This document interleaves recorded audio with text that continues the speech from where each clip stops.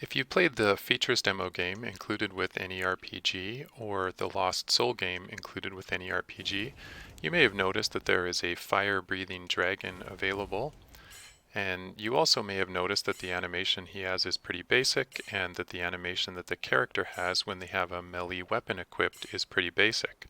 But what if you want a better variety of animations for your weapons or a cooler looking dragon with more variety of animations? That is what we will be covering in this tutorial. For this tutorial, I will be using AnyRPG version 0.14.3 alpha, which is available as a free Unity package download from anyrpg.org/downloads or from GitHub as a complete importable Unity project. I will also be using the following free content from the Unity Asset Store: the Rocks Free Pack, the RPG Character Mecanim Animation Pack Free, which is absolutely one of the best packs I've found with 88 free animations, the Fire and Spell Effects Free Pack, as well as the Dragon for Boss Monster Free Pack from the Unity Asset Store. We will be focusing on the following features of the AnyRPG engine: the new Animation Profile Wizard, as well as the Animation Profile Scriptable Object, and I will have links for everything that I've just covered in the description of this video. With that out of the way, let's get started with the demo. I have created a new game and I will just walk you through what setup I've done on that so that you can basically follow along with this tutorial. Using the AnyRPG New Game Wizard available at Tools AnyRPG Wizard New Game Wizard, I created a new game called Dragons, and I checked the Copy Existing Scene box. And then in the Rocks Free demo, I pulled in the Rocks Free scene into the existing scene box and just set the scene name to Mountain and clicked Create, leaving all other settings at default.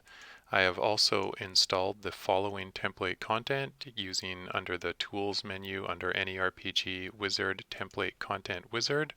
4 pieces of template content, and those are the Warrior Character Class template package, the Enemy Faction template package, the Dragon Breath Ability template package, as well as the Medieval Two-Hand Sword Weapon template package. With all of those installed, I have also taken the default spawn location in the scene, put it to a semi-reasonable location, and baked a nav mesh so that the enemies can walk around. Once you've completed all those steps, you should be looking at pretty much the exact same setup that I am looking at right now. So let's start by going ahead and making a cooler looking dragon monster. First though, we're just going to go to this cameras here and delete that because we don't need it. We've already got a camera included with AnyRPG. Now to create the dragon, I'll go to Tools, AnyRPG, Wizard, and New Character Wizard. Then I will open up the For Evil Dragons HP folder and look under Prefabs and find the Dragon Terrorbringer, and then pull the red Terrorbringer up into the character model. I'm going to click on Create a Unit Spawn node so that we can spawn this dragon into our scene. And for the attachment profile, I will use Dragon, which will basically tell the system that we are expecting a spell source attachment to be able to actually use the fire effects. I'm going to change his name to Red Dragon Terror Bringer. I'm not going to automatically add weapon attachments. This is meant for humanoids, so it wouldn't really do any good for the dragon. And next I'm just going to choose a portrait as the avatar dragon portrait, and then I will assign some clips. So in this case I'm just going to keep the assign priority at out of combat, and then we'll go to Dragon Terrorbringer Animations folder. And in order to get a full list of the animations without individually expanding all of these boxes, I'm just going to type in T:\animation clip and click on Dragon Terrorbringer, and that should just give me a list of all of the clips in this folder. I'm then going to select all of the clips and drag them into the Assign Clips property here. Now there is a slight issue with the Unity GUI where you just have to like tick this little box and fold and unfold, and that'll trigger the automatic assignment of these animations. I'll leave Add Hit Events checked because we want to add hit events to these animations for the attacks so that they work properly. I don't need the flame attack or the fly flame attack because those aren't going to be used for melee attacks, which is what this box is meant for. So I'm just going to set that down to 2, so we're just using the basic attack and the claw attack. I will use the flame attack in the cast clips because that's where we're going to be casting the flame attack.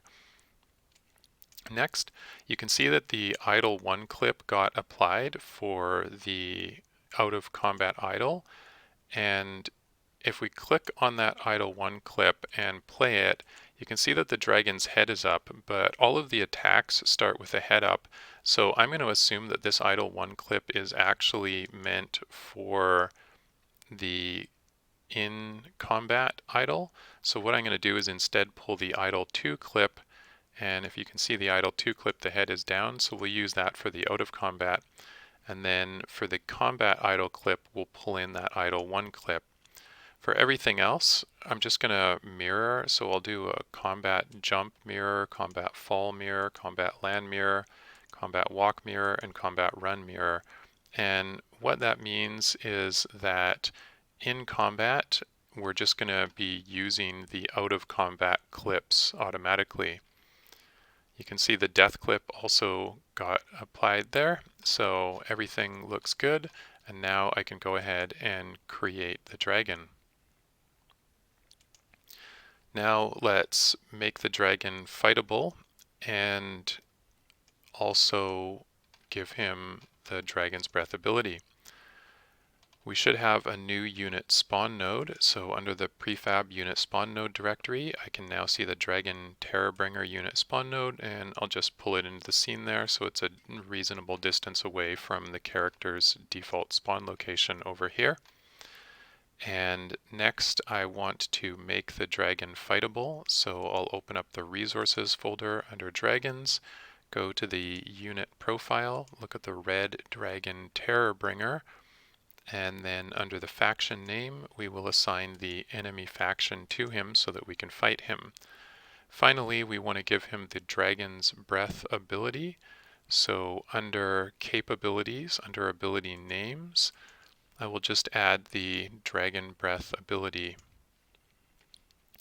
Next, we want to make sure that he can actually cast the Dragon's Breath ability. So first, I'm going to assign a cooler Dragon's Breath spell effect than what's included with the AnyRPG package. So to do that, I'm going to go to the prefab profile folder and look under particle under fire, and look at the Dragon Flame prefab. We want to replace that by opening up the Pyro Particles under the prefab directory, again, and the one that I want to use here is the flamethrower, so I'll just drag that in, and we do need to make a couple of small modifications to the flamethrower. I'll double click on it to open it up. I'll remove the Fire base script, it's not needed. I'll remove the audio source, it's not needed.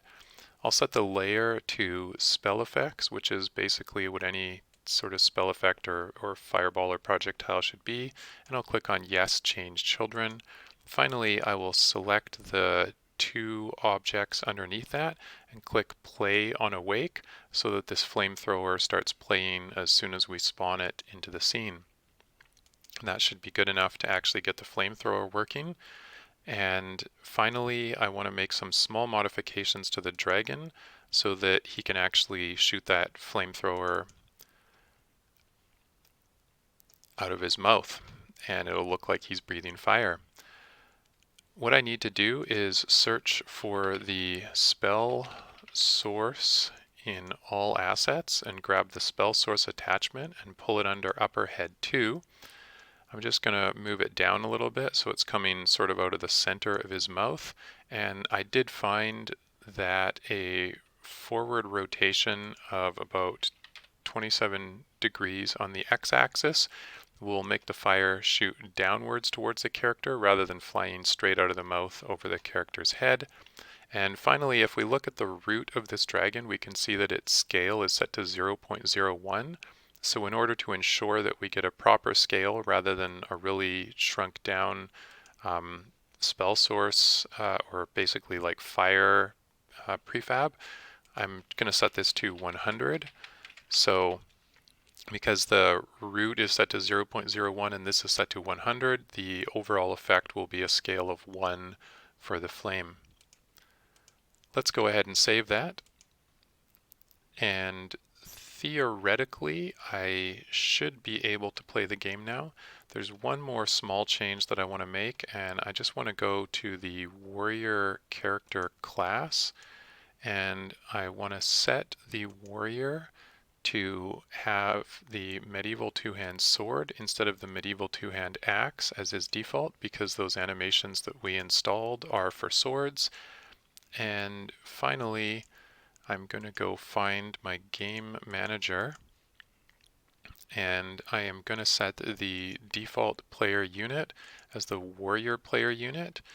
And that's just because the warrior player unit by default is using strafe mode rather than free run mode.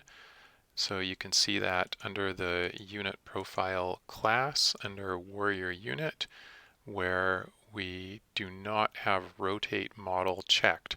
And because the animation pack here includes strafe animations, I just wanted to demonstrate all those. So we'll show you the default strafe animations and the default attack animations, and then we'll update those to some better ones.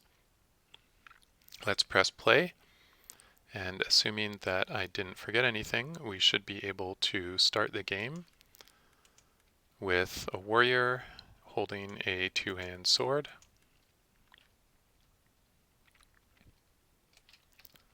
And over there you can see we've got our red dragon Terrorbringer, and if you look at the warrior's animations right now, we can see that he's in strafe mode, not in free run mode, meaning he's not turning around to face the camera. We actually have to use the right or left mouse button to rotate him, and he's just using the default set of strafe animations. If I right click on the dragon, he's holding this two-handed sword in one hand because AnyRPG is an open source package, and I could really only find a single good attack animation, and that was a one-handed sword animation. So if you're an animator and you would like to donate some public domain weapon animations to the project, it would be greatly appreciated. Now let's go ahead and attack the dragon. If I run over, you can see he's shooting this awesome flame graphic at me, and my character is doing a single type of swing. And the dragon is attacking me. Now, you may not have noticed because it was so fast, but when the dragon attacked me with that double wing attack, I only took damage once. So I will show you what to do about that as well. Now let's fix up the dragon's attack as well as give the warrior some cooler sword animations.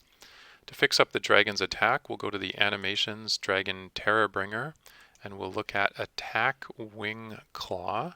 I'll pull that up a little larger so that you can see it a little better, and we'll open up the Events tab. And you can see that in this animation he does this one attack and then a second attack. But when we use the animation profile wizard, it added one hit event because it doesn't know how many attacks are supposed to happen, so it just does one in the center by default. So let's just pull this frame forward till about the point where the first hit should occur.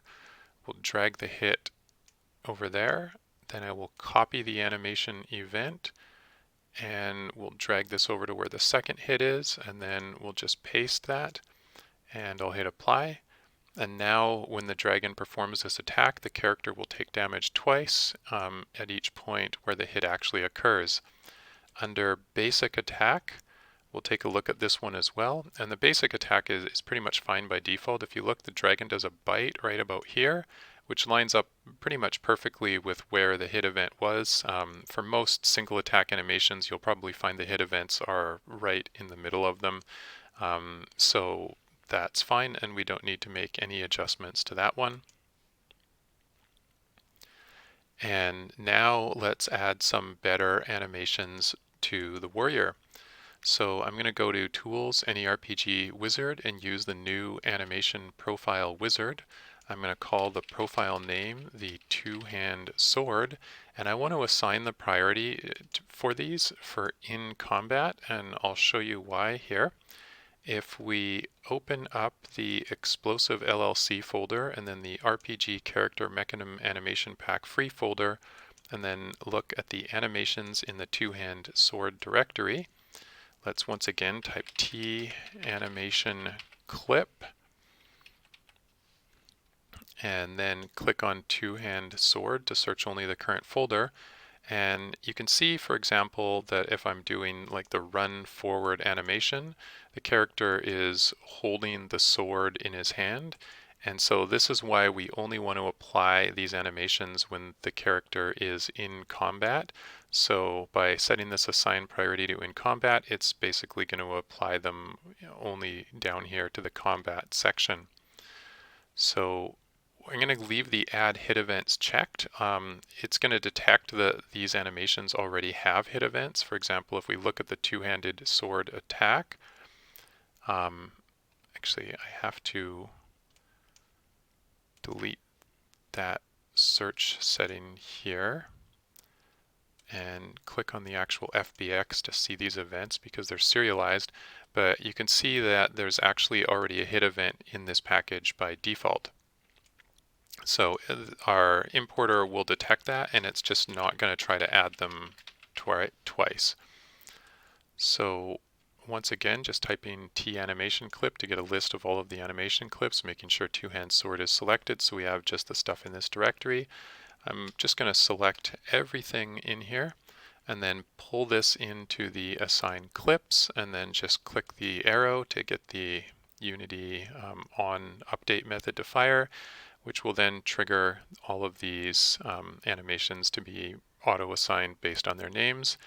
And I don't need the run forward attack animation, so I'm just going to set this to 11, and now we've just got the regular 1 through 11 attack animations. I don't need to assign any cast clips because there aren't any casting clips in this. And you can see that the out of combat, nothing really got touched there, but all of the in combat got assigned. Now the combat walk back clip is empty, and that's just because there wasn't an animation that had the words walk and back in it. So I will use the strafe backward animation for that and just pull that up into that empty slot right there. Everything else got assigned, including the death and revive clips. So that looks good. And I will go ahead and click on create, and now we've created a Two-Hand Sword animation profile. So to make that actually useful in the game, I will go to the weapon skill directory. I'll remove that search there that I had so I can actually see the files in this directory. And I will look at the Two-Hand Sword weapon skill. By default, this is using an animation profile called Melee Weapon. So I'm going to change that out to the new Two-Hand Sword animation profile that I created.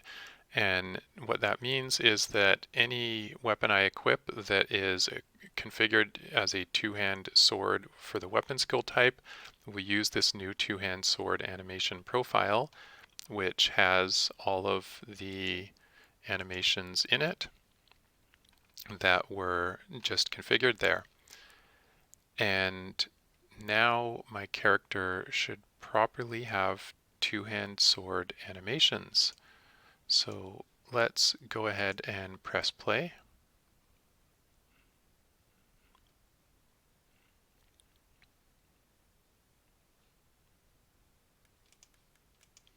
And start up a new game again. And you can see that when my character is moving out of combat, then he's using his standard strafe animations. And when I right click, now he's holding the two-hand sword in a much more two-handed sword pose. And running around, he's still holding it. His head's a little off here, and that's just due to the Unity animation retargeting. Now let's go ahead and run up to the dragon and attack it. And you should see that when he swings, he does a right-handed swing and then a sort of downward swing and a overhead swing, a stabbing swing. So now he's properly using all of those animations from the attack clips and just sort of rotating through them and randomly choosing them. And that is how you can use the animation profile to get better animations. Now let's look at one other use for the animation profile. And what I want to do here is when we created the character for the dragon, we assigned the animations inline, but there are more than one dragon included in this dragon pack. There's multiple color variations. So let's go ahead and create a new AnyRPG animation profile, call it dragon, and then that way we can actually share the animations among any dragon that we add, and we don't have to try to copy them and keep them all in sync. So I will go to the unit profile for the red dragon Terrorbringer. I'm going to select the animation profile name as dragon that I just created. Then I am going to right click on animation props, copy that, and uncheck use inline animations so that we're instead using this animation profile. Because I've copied the animation props, I can now go up to that animation profile, click on dragon, and right click on animation props, click on paste, and it should fill them all in. Now I can make multiple dragons and they will all share this animation profile so that when I make updates to this animation profile, it affects all the dragons. Let's demonstrate this by actually playing as the dragons and using some of the flying clips that we didn't add originally. So I'll go to the animations folder for the dragon Terrorbringer. I'm going to grab the fly forward animation and move it into the fly move clip. And then the fly idle, I will pull that animation into the flying idle clip. We don't have a jump and a fall clip, so I'm just going to use the land clips and the takeoff clips. So if I find the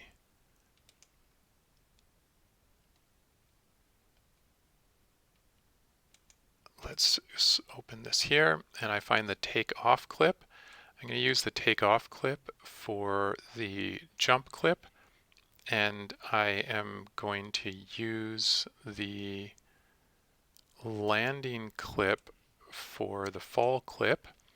And I already checked the combat mirror, so that should work now. And finally, let's go make ourselves a green dragon. So I can go to the unit profile folder here and Control D to duplicate the red dragon Terrorbringer unit, and I will call this the green dragon Terrorbringer unit. Change the name up there to green, and then under the model prefab I will pull in the green dragon. Now I need to make one more change to those and make the dragon flight capable. So under unit profile, I will select both of these dragons here and make them flight capable. And now I should be able to actually play as those dragons. So I'm going to go to my game manager and I will add both of those dragons as options to actually use at the start screen. So I'll add the green dragon Terrorbringer as the default one here, and then under character creator profile, I'm going to add the red dragon Terrorbringer. And what we should be able to do now, oh, and actually, okay, let me just check. I think I did this already, but under green dragon Terrorbringer, he's using the dragon animation profile and the red dragon terrorbringer are also using dragon animation perfect, and we're not using inline animation props. Good. So both of these dragons should be sharing the same animation profile. I'm going to press play here.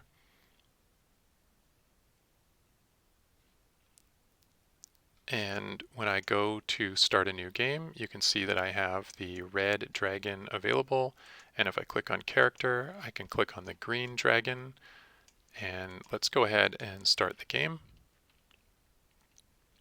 So now I'm actually playing as the green dragon, and I can jump up and I can fly around, and those flight animations that I applied only to the animation profile are being properly used. And let's jump back to the main menu here, and we can start a new game as the red dragon. Click on Start Game. And now I can fly around as the red dragon, and because he's sharing that same animation profile, he got that update and is using the same animations. So I hope you enjoyed that, and if you did, then don't forget to thumbs up this video or subscribe to the AnyRPG YouTube channel. And if there are any future tutorials that you would like to see, then leave a note in the comments and I will try to prioritize them as I'm making all the tutorials and setting up the documentation for AnyRPG. Thank you so much for tuning in, and I will see you in the next video.